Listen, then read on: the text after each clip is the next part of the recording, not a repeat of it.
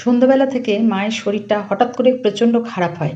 আর আমি মায়ের যিনি দেখেন তাকে কল করলাম, কিন্তু উনি ছিলেন না এখানে। অন্য ডাক্তার কল করেছিলাম, কিন্তু উনি কোনো রিস্ক নিচ্ছেন না। কারণ উনি বলছেন যে এই কন্ডিশনে নয় হসপিটাল নার্সিং হোমে অ্যাডমিশন করতে আরকি। তো আমরা সময় নষ্ট না করে সঙ্গে, সঙ্গে ডক্টরের সঙ্গে যোগাযোগ করি। উনি চন্দননগরের একটি নার্সিং হোমের কথা বলেন যে সেখানে অ্যাডমিশন করতে, তারপরে উনি দেখছেন। তো আমরা অ্যাম্বুলেন্স কল করলাম। আর আমি আর মানাই নিয়ে যাচ্ছি। আর সকলে মিলেই বাড়িতে ছিল, ওরা সবাই তুলে দিল। কিন্তু যাওয়ার সঙ্গে সঙ্গে ওরা কন্ডিশন দেখে আইসিইউতে আগে দিলেন আর কি। দিয়ে ডাক্তার মায়ের কন্ডিশনটা আমায় বোঝাচ্ছেন। মায়ের কন্ডিশনটা খুব একটা ভালো ছিল না, আমরা খুবই টেনশানে ছিলাম।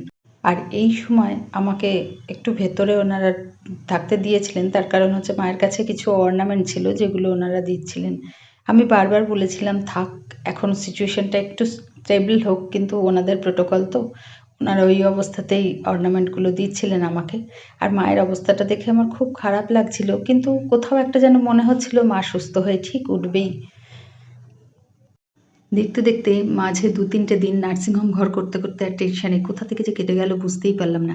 আর এটা ছিল ২৩শে ফেব্রুয়ারি। আর এখানে আমি নার্সিংহোমে চলে এসেছি। হয়তো তোমরা ভাববে আমি হাসছি। আসলে কি জানো তো, অনেক সময় না নিজের মানুষদের ভালো রাখতে গেলে দুঃখকে, টেনশনকে চাপা দিয়ে হাসি মুখে থাকতে হয় তাদের ভালো রাখার জন্য। আর এখানে মাকে টেস্টগুলো করার জন্য নিয়ে যাওয়া হচ্ছে, আর এই কারণেই আমাকে তাড়াতাড়ি আসতে বলা হয়েছিল। আর এখানে নার্সিংহোমে আমি ওয়েট করছিলাম, তাই ভাবলাম একটু স্মৃতি হিসেবেই এগুলো তুলে রাখি। আর কোকো তো মায়ের দুঃখে খাওয়া দাওয়া বন্ধ করে দিয়েছে।